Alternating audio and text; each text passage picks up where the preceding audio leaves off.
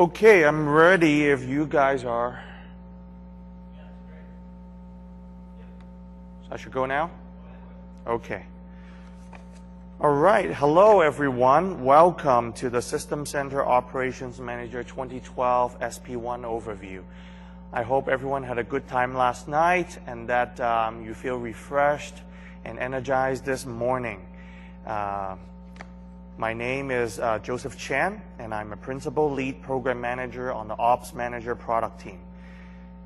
It is a great pleasure to actually know many of you in the audience today and over the last 7 years while I work on this product. Presenting with me today is the very talented Mr. Daniele Muscetta. He is also a program manager on our team, and he has more than 9 years of experience on System Center Ops Manager product. Now, this is the Ops Manager kickoff session at MMS, and we hope it will set the right tone for you for the rest of the week here at MMS so that you can return to work feeling empowered and confident about the Ops Manager product, its future, and more importantly, your relationship with us, the product engineering team that works behind the scene on investing in the product and its future. In order to accomplish this, what we want to do at MMS this year is really to foster a productive dialogue with you. So in this session, what we want to give you is a review of our development history, an overview of new developments and capabilities, and more importantly, give you insights into our roadmap or future direction, which would hopefully prepare us for a great dialogue at MMS this year.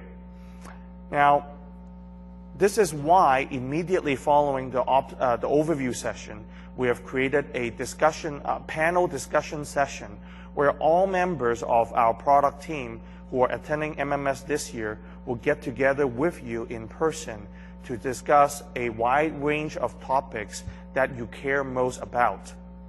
If you look online for today's session, you will find session Infrastructure Management B318 Panel Discussion System Center Ops Manager from 10:15 to 11:30 in Mandalay Bay Ballroom L. And I hope most of you can make that session.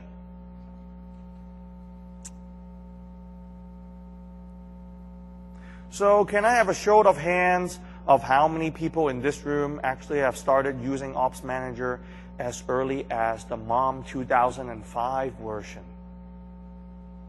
Wow, that's a lot of hands. Well, that's great. Thank you for using our product and being an important part of our community over this many years. Now, looking at a bit of our history, for those of you who have journeyed with us since 2005, and some of you as far back as 2000, we have experienced a lot of growth together. Since our humble beginning as an event and performance counter collector, we have gradually transformed into a world of server roles beginning in MOM 2005, which required more sophisticated discovery and the introduction of the states concept to manage the increasing complexity in your managed environment. And with 2007, the scene of this distributed application and workload that runs more or less as a service took center stage at that time. And we made a major architectural change in the product to support service and health modeling so that we can tackle this challenge. So that was a really, really major revolutionary release. We then quickly follow up with a service pack and then delivered the very important 2007 R2 release, which introduced the support of cross-platform support for Unix and Linux platform.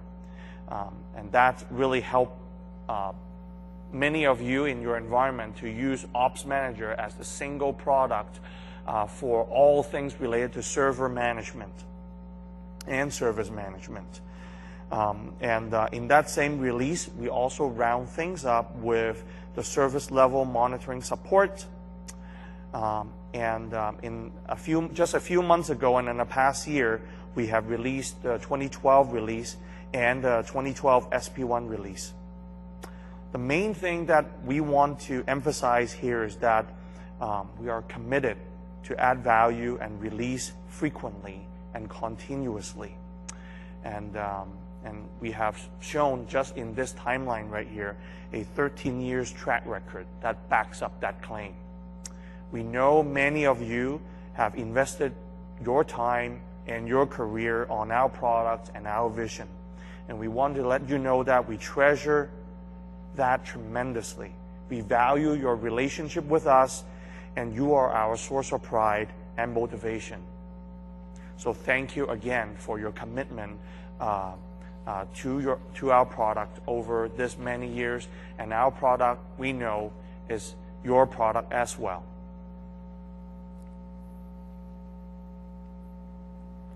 So in our last two releases, where System Center as a suite has aligned its release cadence together as one big suite release, System Center had been focused on the three pillars of infrastructure management, service delivery and automation, and application management. Ops Manager delivered key capabilities that enables the infrastructure management and application management pillars.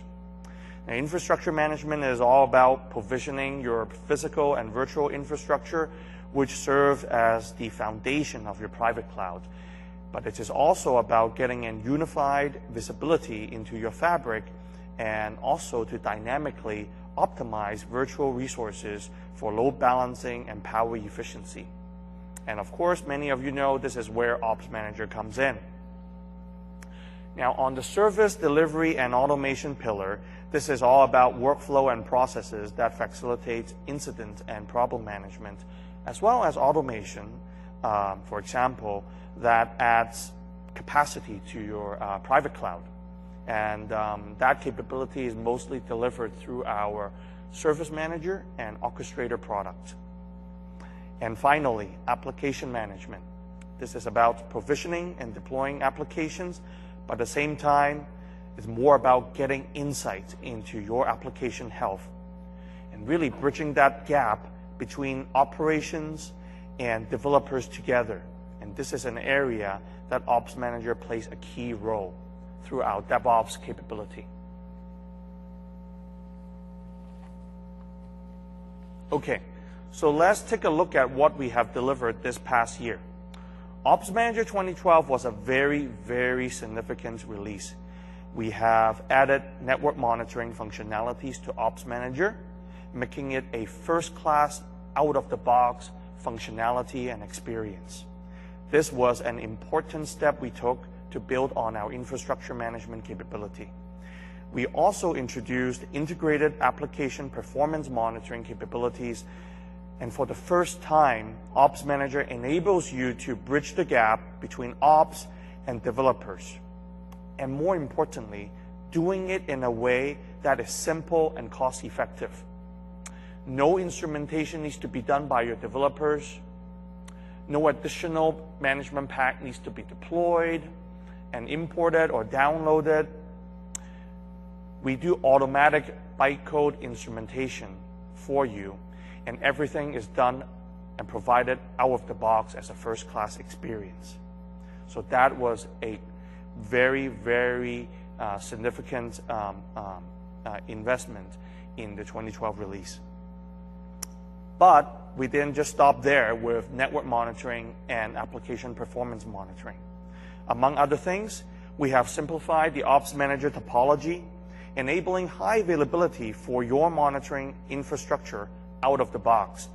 We have increased our management group scalability by more than 50%, increasing the management group's capacity to manage from 10,000 servers, managed servers, to 15,000 management servers. And just a few months later, we then quickly follow up with our SP1 release. building on those same investment areas, rounding out our fabric monitoring and DevOps capabilities, reinforced with a new experience and best-in-class dashboards to support that. Now we'll go into these individual pillars and areas in the rest of our talk today. We also have two very exciting announcements that we're going to announce in between as well. So just stay tuned with me, stay tuned a little bit, and keep with me. We'll get to those exciting news in just a moment. Okay, so we're going to start with Fabric and workload monitoring, which is part of the infrastructure management pillar. But before we start, I want to go over a few housekeeping items. With SP1, we now support Windows Server 2012, and we also have the database support for obviously our operational DB and data warehouse. We now have that run on SQL Server 2012. Nothing special there, just confirming the things that you expect us to do anyway. So just confirming that we've done that. Now, on to additional Linux distro, okay, distribution or distro. Now, this is actually a pretty cool development. So supporting 3 new distributions is certainly a good thing, but not earth-shattering. Instead, the cool part comes from the way we have brought support to them. In the past, we need to build specific agents and management for each operating system and version for the Linux distribution. But for this set of newly supported Linux distro, the cross-platform team has actually implemented a common agent and management pack instead of building 3 different sets. This means the time it takes for them to add support for new distribution or version in the future will be greatly reduced. And in many cases, they will be able to support new versions without even releasing a new agent or management pack. They can just verify it and declare support online with a single statement. This shows our continued commitment for the cross-platform area, and that will even do it in a faster cadence in the future. So this again speaks to our commitment in that area, and I hope will instill confidence in you in our cross-platform support. Finally, for the housekeeping items, we have also increased our data warehouse scalability support. So we have increased our support now from 15,000 managed server for a single data warehouse to 25,000 managed servers now. That is an increase of approximately 67% increase. In fact, we haven't even got time to update our support configuration documents yet. So for those of you in MMS here this year, you are among the first to hear this news. This improvement was actually made for a large US retail company who wants to enable the support of having multiple large management group to pipe data into a single ops manager data warehouse for the purpose of centralized reporting and keeping the overhead of managing the data tier hardware stacked to a minimum. They have a very large managed environment, and they have multiple management group to support that.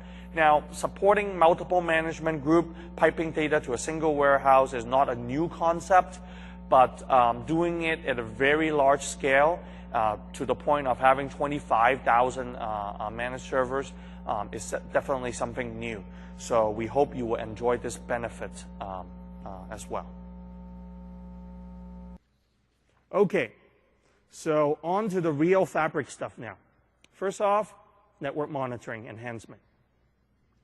Now, working with the virtual machine manager team, we have in SP1 finally started providing visibility into virtual machines connected to virtual switch that are configured by VMM itself. So now you have a complete view of your entire network fabric, allowing you to track connections between physical devices, virtual switch, VMs, and physical hosts, regardless of what it is. We just give you that end-to-end visibility. And the visibility is mainly provided through the new virtual vicinity dashboard view and the virtual node dashboard. And so actually, I'm just going to move into a quick demo for you right now and show you what that looks like. Let me see. Switch over. I need your password, Danielle.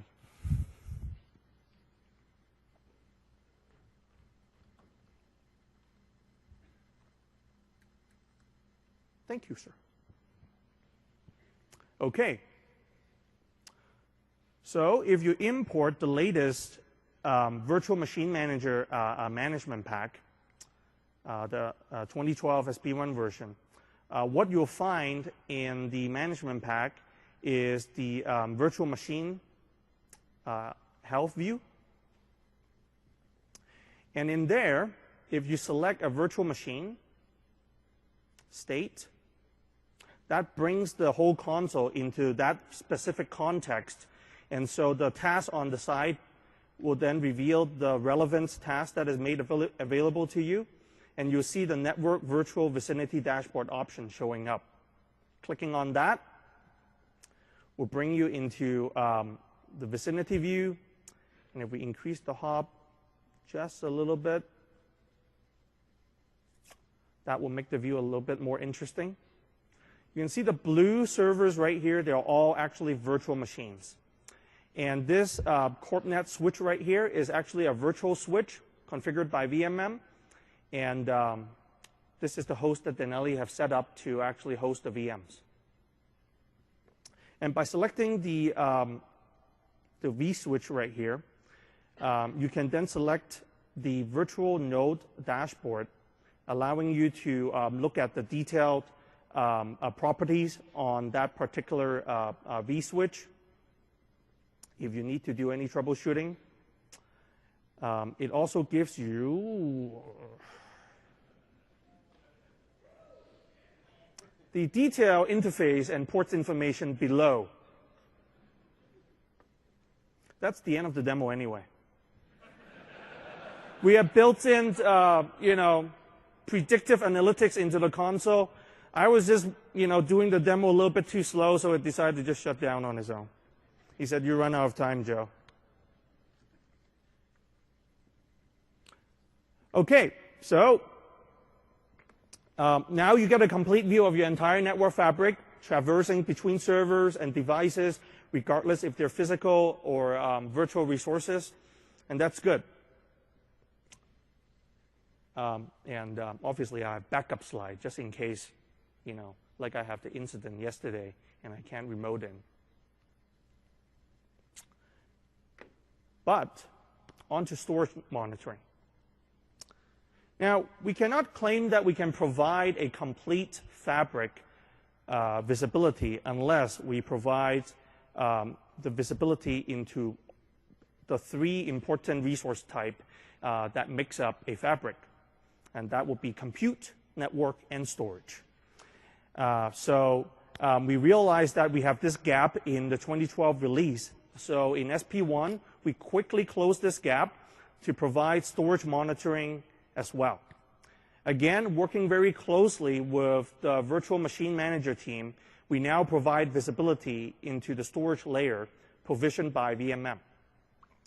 Now, storage monitoring can perform a couple of things. It can discover your serial attached storage arrays. It supports multiple vendors such as NetApps, EMC, HP, Dell, and so forth. And it can map virtual machines to storage usage as well, allowing you to identify impacts of capacity exhaustion at the VM level. It can also provide access to data like historical capacity utilization for planning purposes. So the little screenshot that I have right there, that's actually the historical capacity utilization dashboard that you'll find in the SP1 release. Additionally, it can also alert you if a specific capacity threshold level is crossed when you have thin provisioning configured in your storage infrastructure. It continuously watches your thin provisioning ratio and physical disk allocated to it so that you can eliminate stranded storage space to maximize utilization, which is the whole purpose of thin provisioning.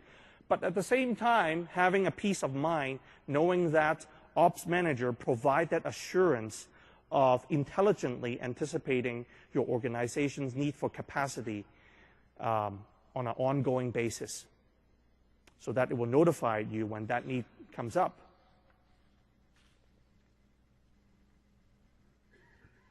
Oh, not yet. Sorry, Daniel. So with SP1, all the building blocks to gain visibility into the fabrics are in place. However, we know that we're still not quite there yet. The views are still very much separated. You know, we've got the network views, we've got the compute views, and we have the storage views, all separated by specific resource type. And we know that this is not how you want to manage your environment. Now, this is not a marketing talk, so we would be very transparent about our shortcomings and our gaps, but at the same time revealing kind of guidance and roadmap to you so you know what to anticipate as well. So in terms of roadmap, we do want to bring the various resource views together in some cohesive fashion. Similar to what we delivered in the 360 .NET application dashboard experience. That is part of SP1 for our app management pillar. Now, Daniele will show you that in a moment. So that's kind of like a preview of how we bring things together using the dashboard technology. In fact, I have a feeling that you won't have to wait very long to see the delivery of some new Fabric experience coming from us. So stay tuned, okay? Now, if you simply can't wait and would rather take the matters into your own hand and stitch things together using our dashboard technology, well, we have a fantastic session for you this afternoon. And the session title is Utilizing and Developing Dashboards in Ops Manager 2012 SP1. And the session ID is B401. It's this afternoon from 4:30 to 5:45. And this will help you navigate and leverage and learn to leverage our dashboard capability on your own and do this yourself if you want. Okay, so now on to our favorite topic, management packs and workloads. Now, on this topic, I would like to introduce you to someone that you should all get to know, and his name is Daniel Savage. So Daniel is a longtime colleague of mine. I think we've worked together for 7 years? Yeah. 7 years, around that. And he's a fellow lead program manager on our team. Daniel is directly responsible and accountable for all things related to management packs, including customer satisfaction related to MPs for Microsoft servers and workload. All of them. He's the butt online. If you have a problem with an MP, and you're not getting traction through a normal channel, you let him know. You contact him. And I'm giving you his email address right now. Okay? And you can spam him. Write this down. It's dsavage@microsoft.com. Thanks, Joe. No problem. So, I asked Daniel to come up so that we can have a word with him on management pack. Yeah. So, Daniel, we have been telling everyone since the beginning of time that we provide best-of-breed monitoring for Microsoft workloads through management packs. Mm-hmm. Is this still our mission nowadays? Yeah, absolutely. I mean, thanks for the intro. Joe is absolutely right. You can email me. I am accountable for all management packs released by Microsoft. And part of it is when we talk about accountability, Operations Manager is meant to be a world-class manageability solution pinned on the knowledge that we provide through management packs, and we have to get that right. It's the knowledge that we encapsulate in a management pack around what to collect, what to do with it, and how to provide you the insight to make decisions on that data. That's what Operations Manager is all about. We will get this right, okay, and we want to provide that world-class manageability to you. Sorry, I have to turn it off to reduce the echo. Okay. Okay, well, good to know that's still our mission. But everyone knows that we have some problems in the past in this area. So what are we doing differently nowadays? Good question. I mean, we certainly have had some areas where we needed to address. As I talk about the word accountability, it starts with accountability. Okay, it starts with us recognizing that we need to provide this solution to you. And there's a couple of things we've done recently, and I call these out in our blogs. We should be transparent about this as well. So there's 3 areas I just want to kind of make you aware of. First is CEC. You'll have heard the term CEC, or the Common Engineering Criteria, that we as Microsoft shipping server workloads have to adhere to. One of them is for a workload, take for example DNS or DHCP, they have to deliver a management pack that works with Operations Manager. What we've done recently in the past is we've changed that criteria to say not just deliver a management pack, but deliver a management pack with quality that meets up to the needs that we want to see for you, our customers. The second thing is a change in our sustained engineering process and the support of that. If you have a problem with a management pack in the past, the problem would go to the team that wrote the management pack, which is typically a server workload team. But we've changed that now, that all sustained and support requests now come through me and my team, so we have a complete visibility of everything that's going on, okay? And we can work with the relevant teams or with resources in our teams to make sure that we're providing the right level of support to you, our customers, because ultimately our interface is with you.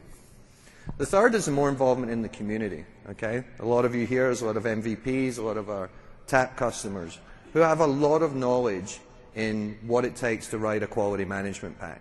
So we've introduced a change in our release process that allows us to release previews of our management packs to our communities, both internally and through MVPs as well, so they can provide us feedback, we can incorporate knowledge and release a field-ready management pack to you.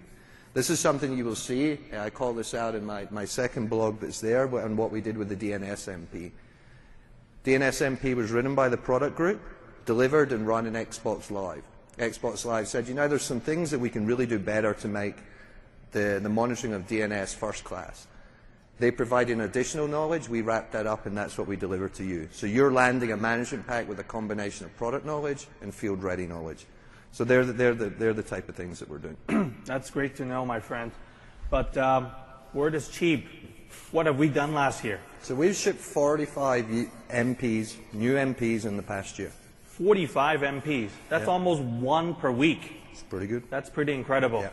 Okay. So thank you, Daniel. No, thank you. Take your mic off and don't pull the whole table down. Thank you. And this is one of those topics that we'll bring up at the discussion panel at 10:15. So if you want to know more about management packs, come to the discussion panel session. I hope you like that little exchange there. I feel like I'm an assistant in one of those home shopping network shows selling blenders for fresh fruits and all that stuff. Daniel made me do this, so it's kind of corny. But. Okay, on to the cool stuff. System Center Advisor. How many of you know about System Center Advisor?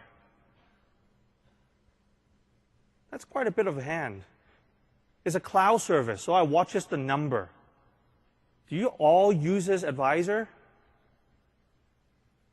Okay, so there's fewer hands now. Okay. Well, after what I'm going to tell you today, I think more hands will be raised next time when I talk to you. So, let's get an overview of what Advisor is, first of all. So Advisor is actually a cloud service that provides proactive monitoring for server workloads. Okay. It is a great complement to Ops Manager because Ops Manager primarily focuses on real-time health monitoring, where it catches problems as soon as they happen, okay, and then notify you as quickly as possible so that you can reduce MTTR. Advisor, on the other hand, focuses on preventing the problem from happening in the first place. and that's its job. On average, across most workloads, more than 50% of availability and performance degradation actually comes from bad configuration. And based on that number, therefore, the majority of advisors' knowledge in the cloud revolves around configuration-related data.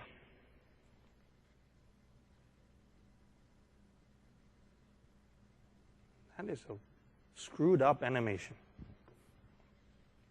Okay, so what kind of benefits does it bring to you? It's kind of obvious. If you can prevent the problem in the first place, it has less downtime, better performance, and you can resolve the issue faster. Why? Because there's no issue to solve in the first place. So it's all good. Now, the three main areas in which we actually add value from Advisor on, in terms of under the big label of configuration, monitoring, and analysis, is actually on the point of monitoring patches, looking for misconfiguration, and looking for unsupported configuration cases.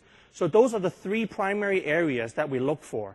In the area of patch, for example, beyond what Microsoft Update recommends, which is usually the most critical required patches, our CSS organization, which is our customer support organization, based on what they observe and what customer needs, would basically recommend what you should deploy.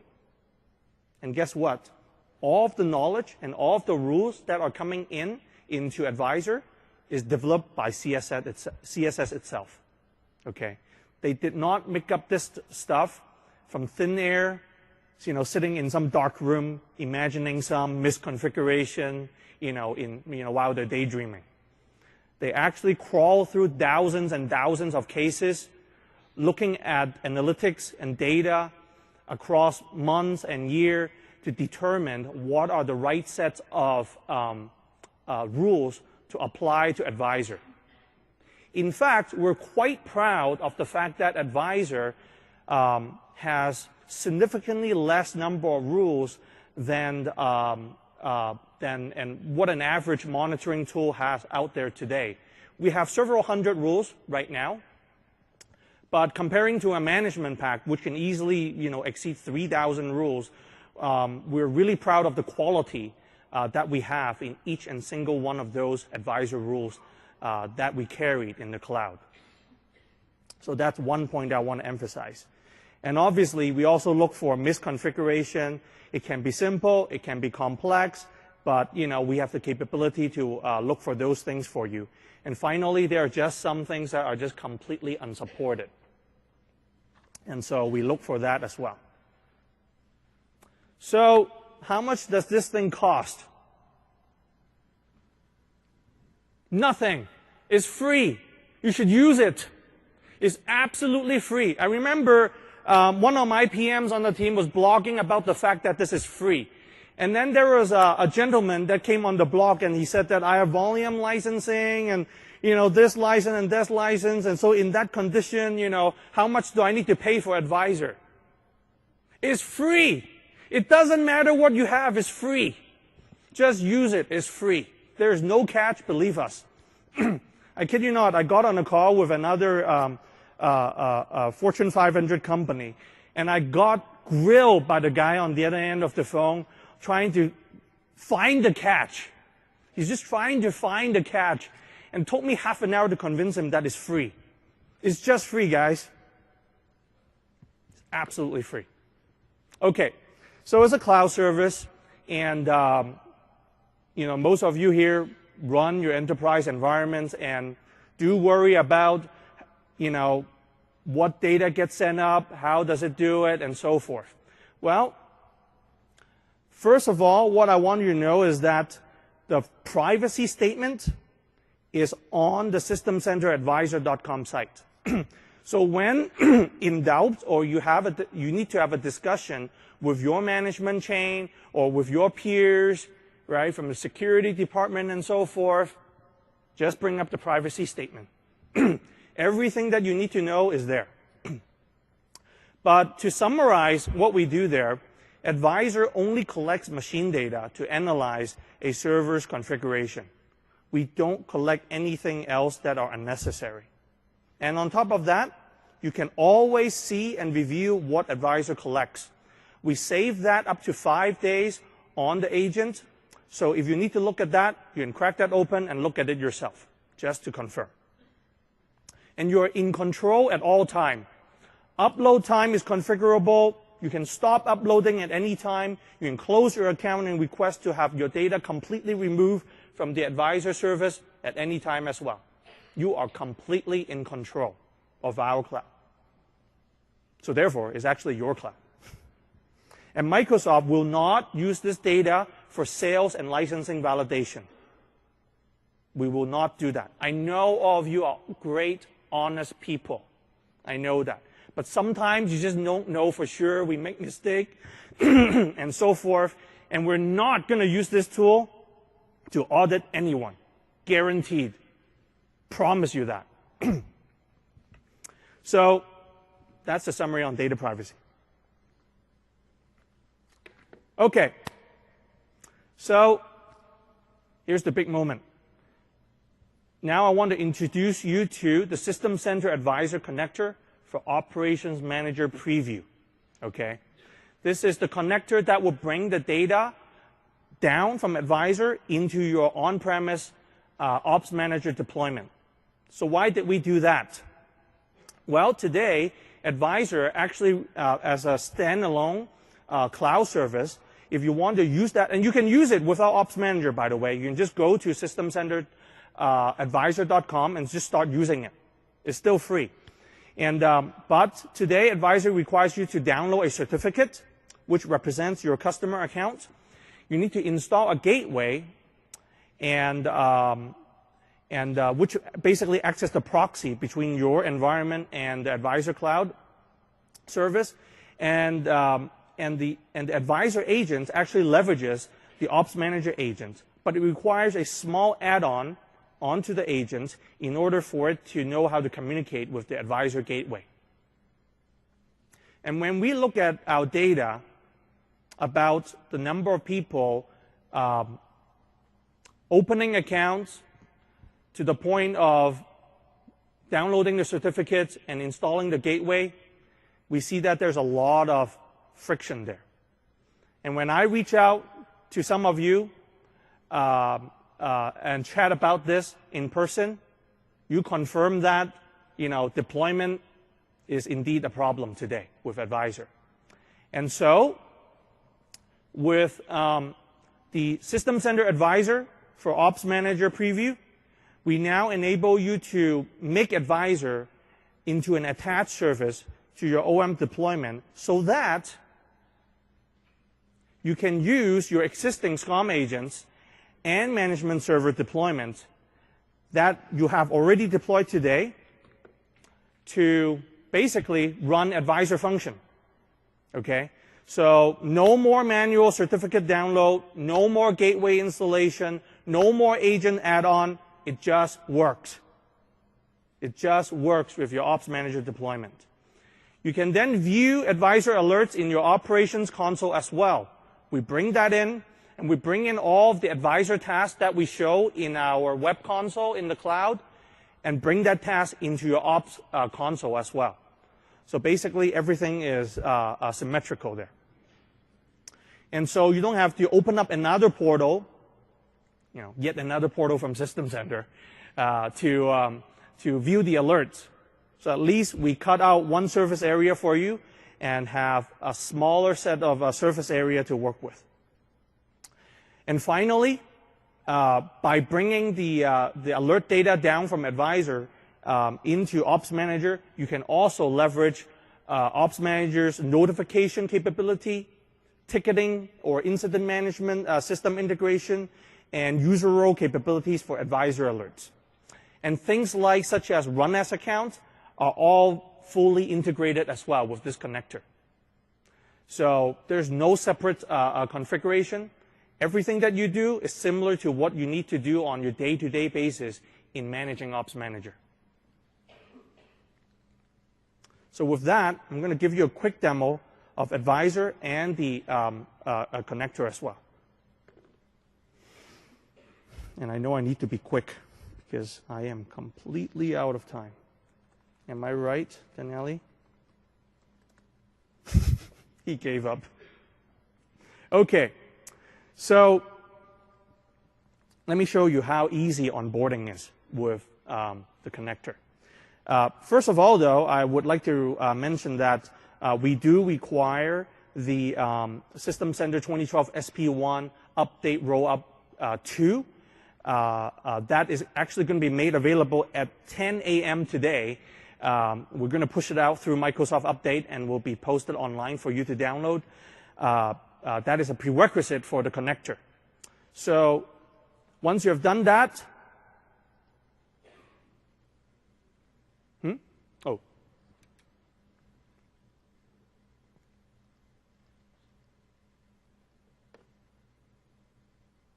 Oh, there we go. Okay. If you go to your agent by version view and you see that the update rollup 2 update patch is installed, then you're good to go.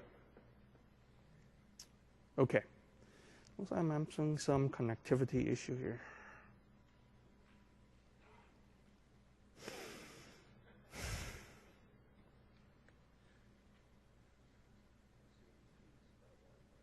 Yeah. I'm plugged in, my friend.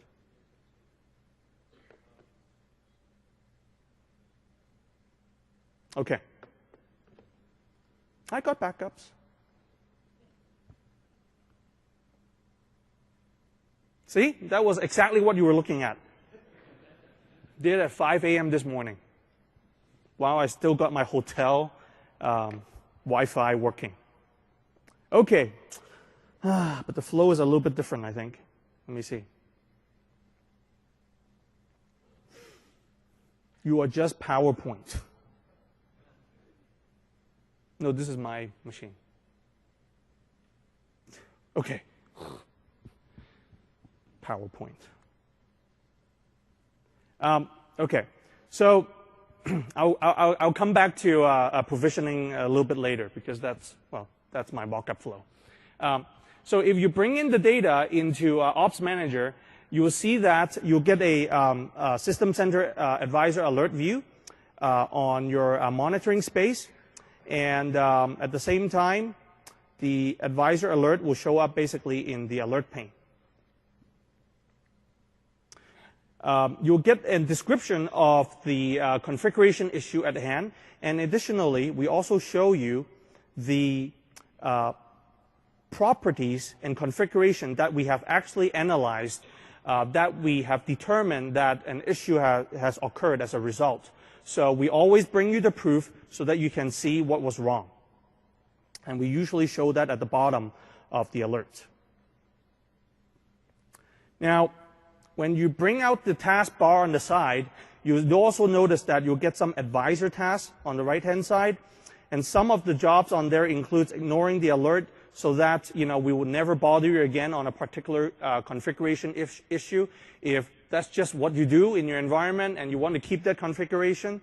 Or you can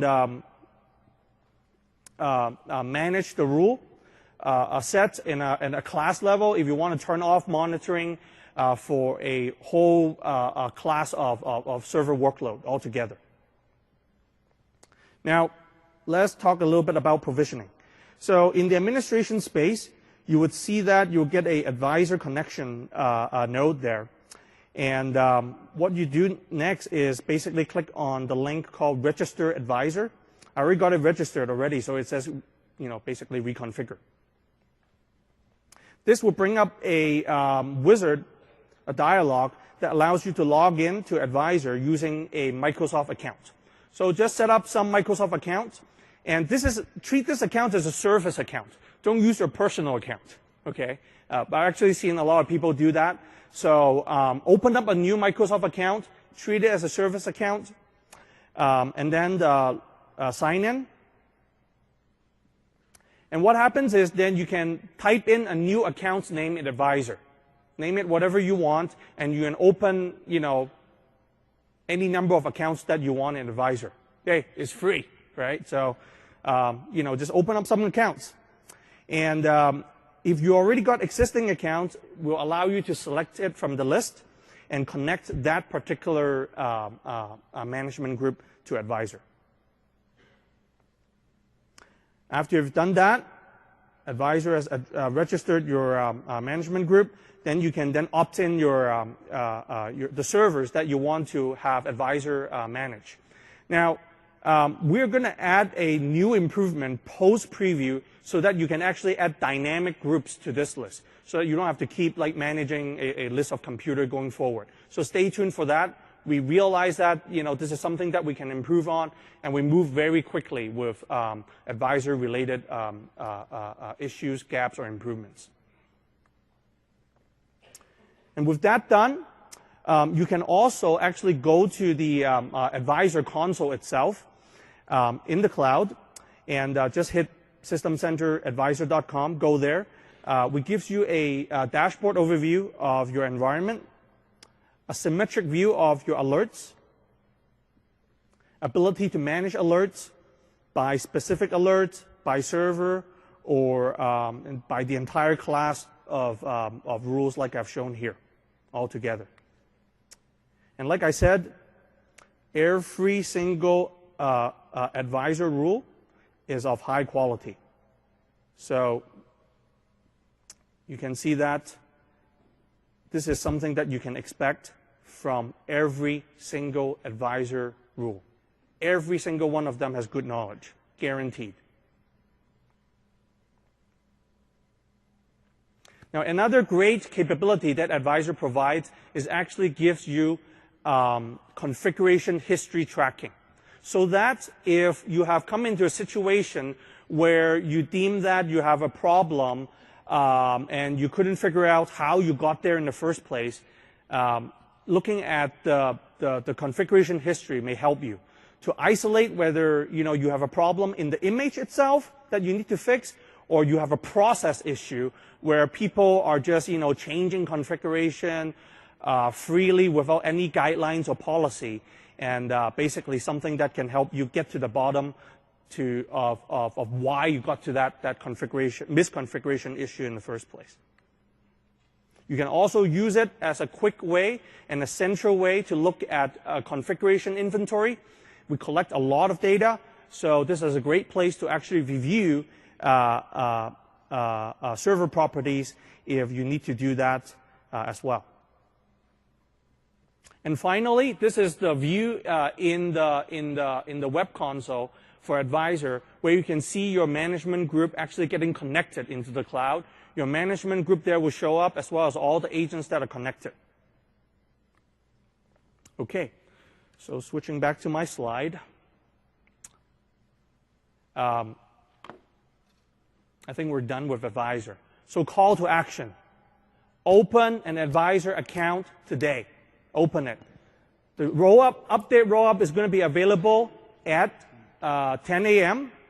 Okay, and you can look for the Advisor connector by just binging it. Go to bing.com, type in System Center Advisor Connector, and the top two links that comes up would be the download link and a blog about the connector.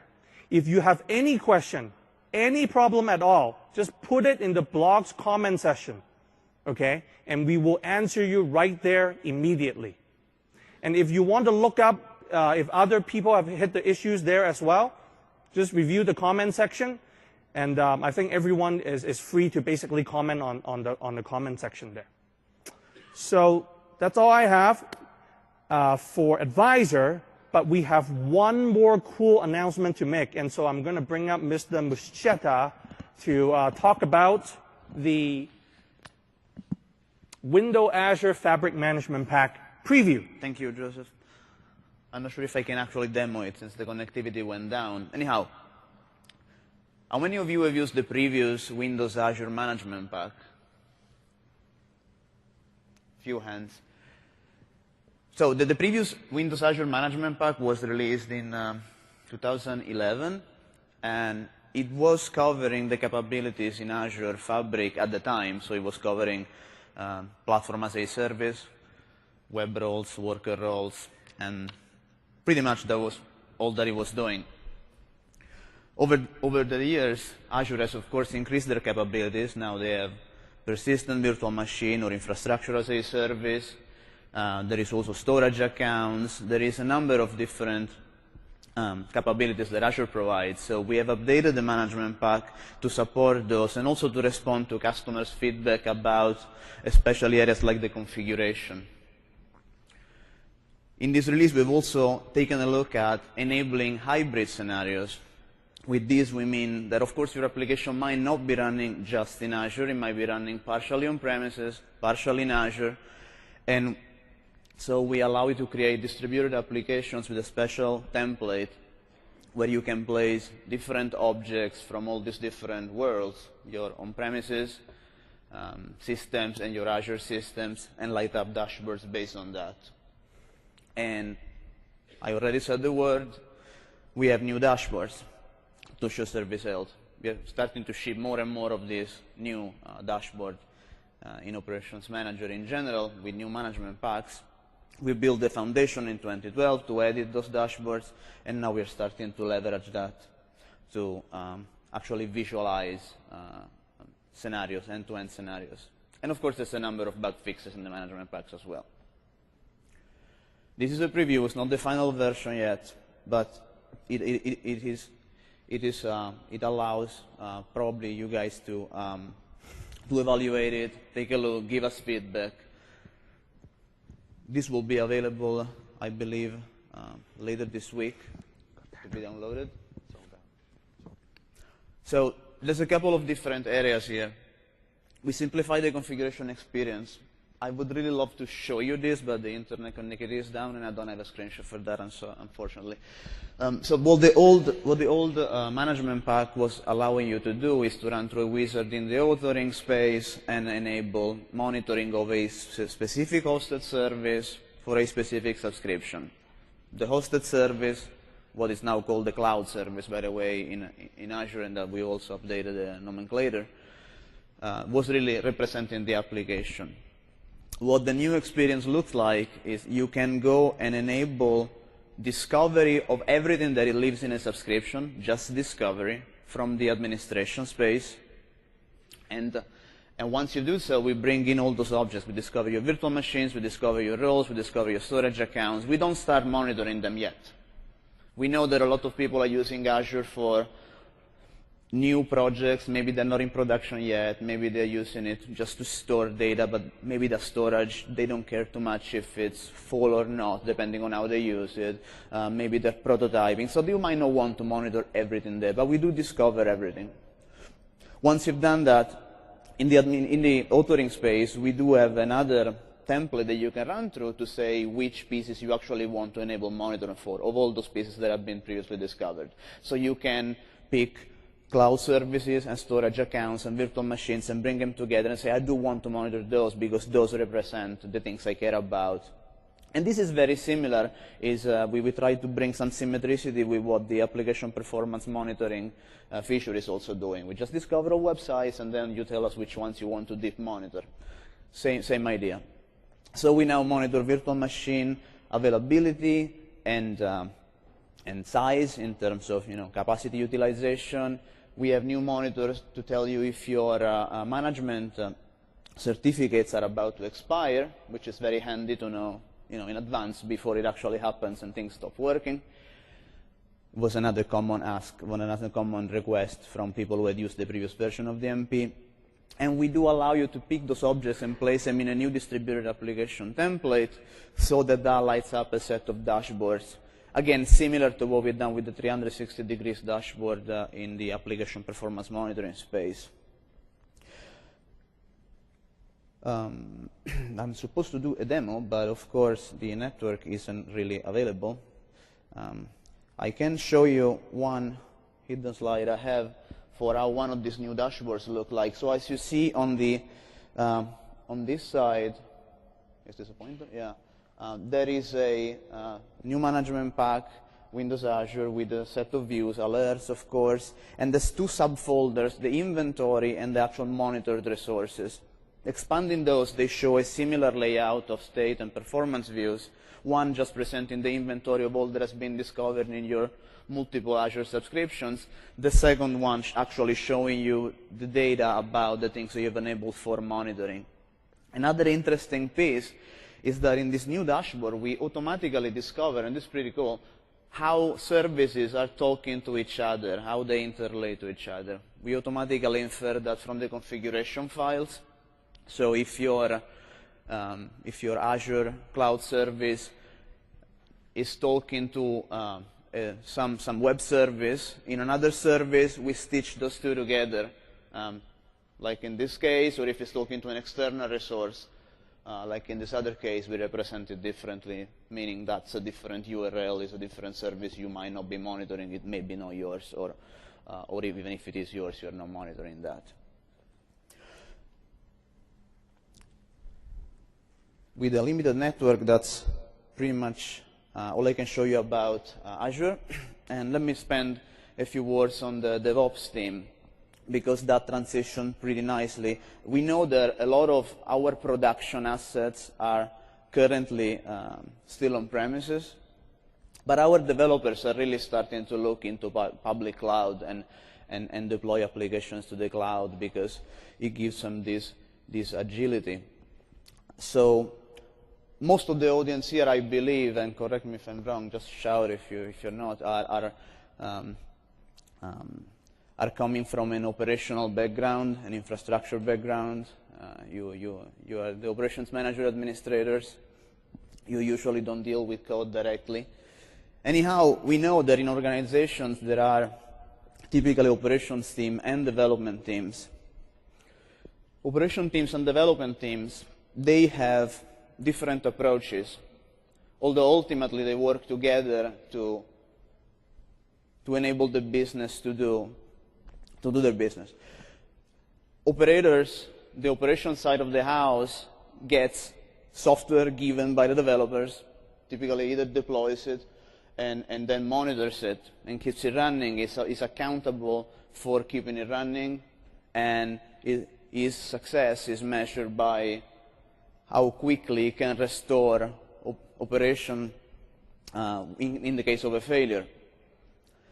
With this means that when an issue occurs, when something breaks in the application, there's typically not enough time to go and investigate what went wrong. You want to reboot it, you want to bring it back online, right? Because that's what makes the business run again. And then you give feedback to development, but then the developer might not have enough information at the point, because if you reboot the machine, the situation is gone and you can't debug it anymore, and so it's difficult to fix. And they would like to have more time to actually analyze what was happening on the machine at the time to see if they can write a fix for it. So this application life cycle traditionally has been very slow because of keeping the two structures separated and siloed.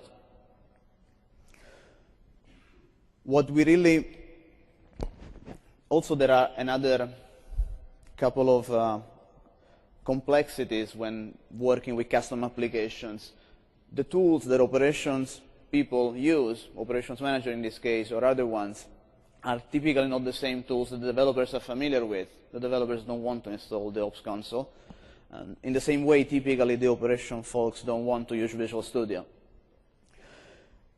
So what we have enabled a number of scenarios in System Center 2012 and more in the Service Pack 1 release is to provide this information, which is both accurate and important for operations point of view, things like response time, how many exceptions I'm getting. That's the APM functionality that you have seen, I suppose, in the last couple of years. We continued enhancing on top of that to allow operations to forward this information to development and have development consume that in Foundation Server, in Visual Studio, in their own familiar tools. We take those APM events and we convert them to the IntelliTrace format. I'm so sorry I cannot demo any of this again for the limited connectivity issue we are having. I hope I'll be able to show you more of this. We have a session tomorrow specifically on the DevOps topic. And there has been one yesterday about the topic of global service monitoring, which also fits into this picture. Actually, Danelli, so if we are able to get the connection back up, hey, it's back up. Now it is. Oh, wow. I'll just shut up and let you do your demo. Yes. Sounds like a plan. Let's see if I can actually reach my machine.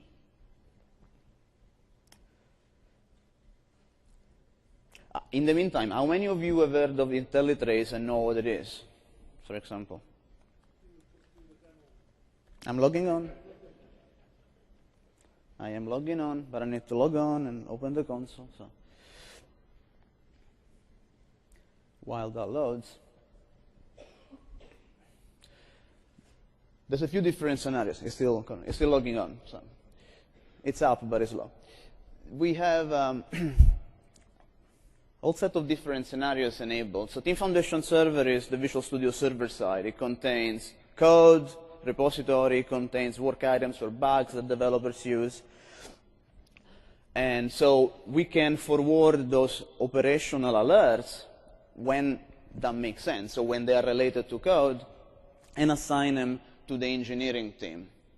At the same time, the engineering team, the developers, can receive this information in the comfort zone of Visual Studio and in IntelliTrace format. IntelliTrace is a file that Visual Studio can consume that essentially preserves the state of the application.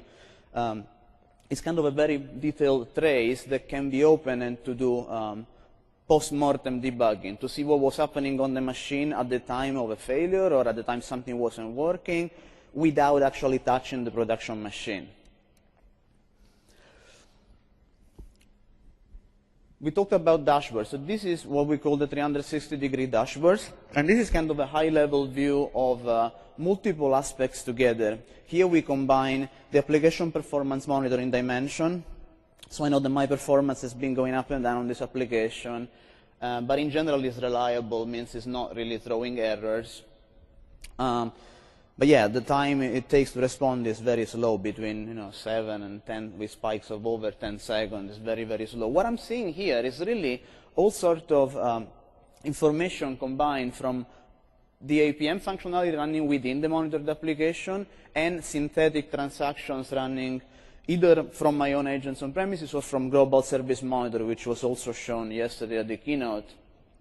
Global Service Monitor being this attached service that you can connect your operations manager infrastructure to have it run synthetic transactions or web tests from our cloud service. And I also have service level agreements on these pieces of information. So what I can do from here is I can go to a more detailed dashboard that shows me all individual components of my application and response time for the external tests from my various locations. And ultimately, the bread and butter of what we've been doing is using these alerts in Operations Manager. So the alert in this case, refresh, is having, okay, it's open. And this alert is really linking me to an APM event. Let's see if this is something operational that I can fix, or if it's something that requires changing the code. Well, when it loads, we'll see. This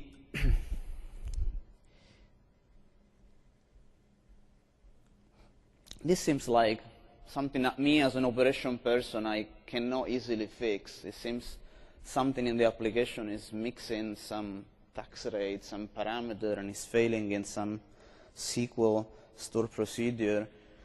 I'm not sure I can really fix this as an operation person.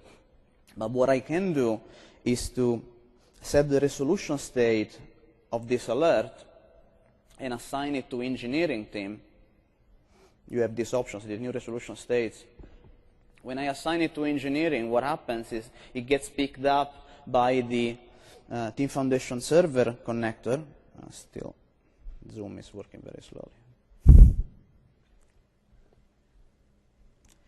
And when I do that, it will be picked up by the connector, and in a few moments, if I go to my developer persona, the developer will be able to see these tickets raised in his familiar environment. This is Visual Studio. This is not Ops Manager. I know you are not familiar with this, but this is what developers typically use to look at their backlog of work to do. Let me just run a query of all the work items in the system. The one I just forwarded might not be forwarded yet. It takes a few moments. But let's even pick an existing one that I opened yesterday or something. This is like ticket being raised to the developer, and the developer can again go to this event, which is the same event we were seeing from the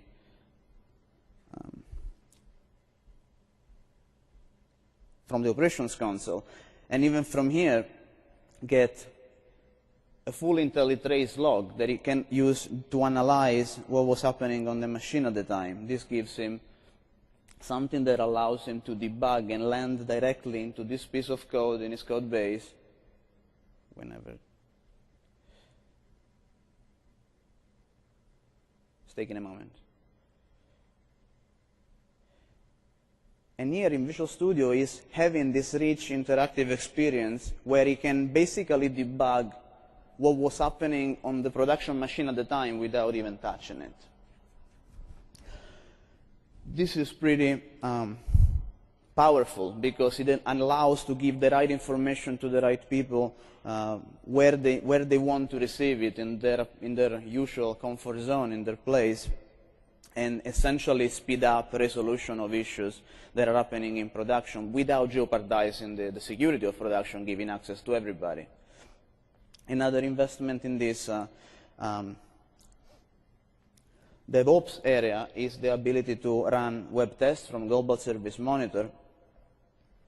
What these web tests are like the synthetic transactions you have been all configuring in Operations Manager in the past, only better. And your developers tend to have those already because they might have created them as part of their test suite while writing the application.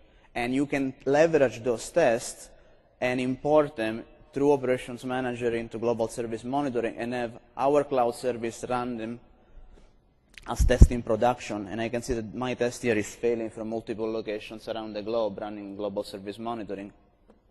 And I can even go and access the test results and see what the test looks like and why it's failing. I think I might have the one from Amsterdam already downloaded. And give it a second to fetch it. And here I can see the sequence of operations that the test is performing and where it's failing. Yes. So this test is doing multi-step transaction. It's going to an application. It's doing a search for a restaurant, trying to place an order, and eventually gets an error by the order service, which means people are not able to order meals from this online shop, essentially, which means it's a very bad thing. And through this, we would have the same information collected by the application performance monitoring feature of what the failure happening on the server side, and being able to forward that to the appropriate people to have it investigated.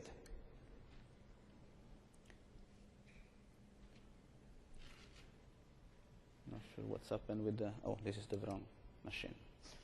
So again, Global Service Monitoring is another service. This is also free, and assuming you have Operations Manager, you can use it. Just download, import the management packs, set up the connection. It's very, very similar to what Joseph has shown you a few minutes ago about Advisor, to connect essentially your management group to the cloud service subscription. And once you've done that, you'll be able to pick those external locations as targets to run those web tests, similar to what you've been doing until now with your own agents from synthetic transactions, basically. And those tests will run from the cloud, and the data will feed back into your Operation Manager system for you to see.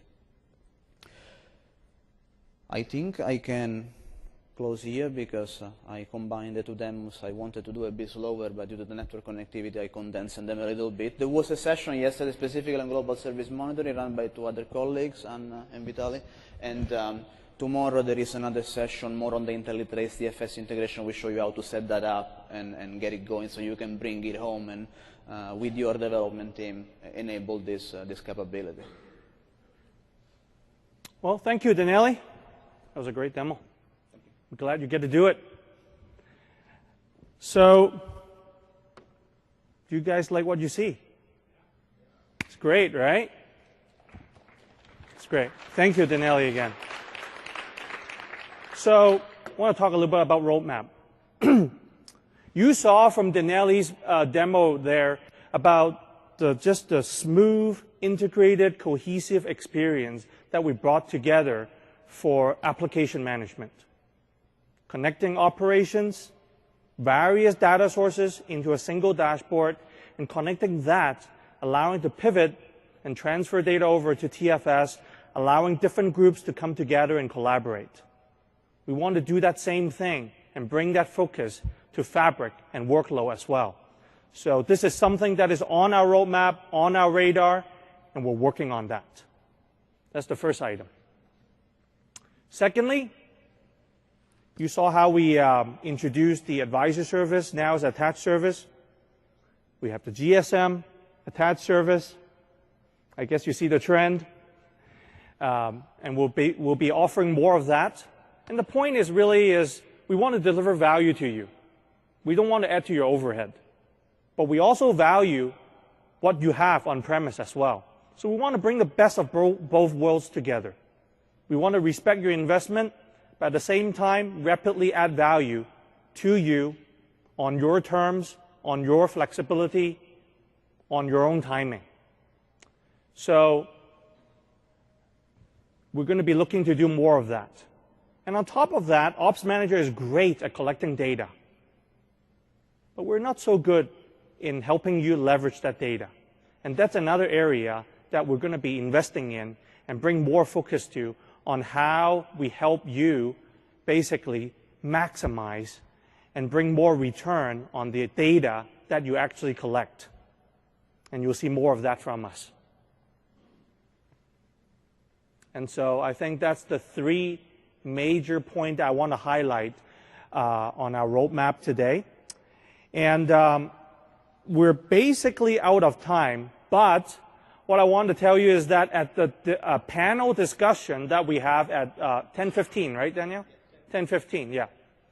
We will actually re-demo the demos on, like, for example, Advisor or anything that you want to see, like the Azure MP, if we have internet connectivity there, okay? So we'll do that for you if you can come to that session as well, okay?